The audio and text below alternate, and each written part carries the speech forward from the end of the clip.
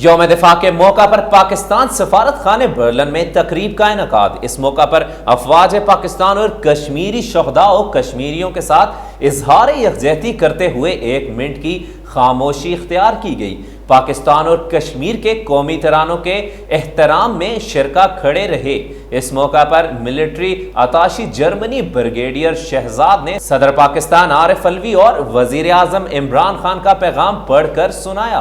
صدر پاکستان اور وزیر اعظم نے اپنے پیغام میں 6 ستمبر کی دفاع پاکستان کے موقع پر کہا کہ ہم جنوبی ایشیا میں امن کے خواہ ہیں۔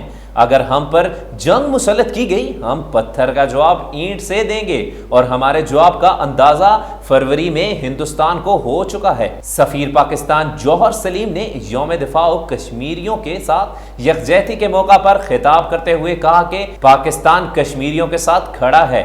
ہم کشمیریوں کو اکیلے ہرگز نہیں چھوڑیں گے۔ کشمیر کار کو ہم نے دنیا کے ہر فارم پر اٹھایا ہے۔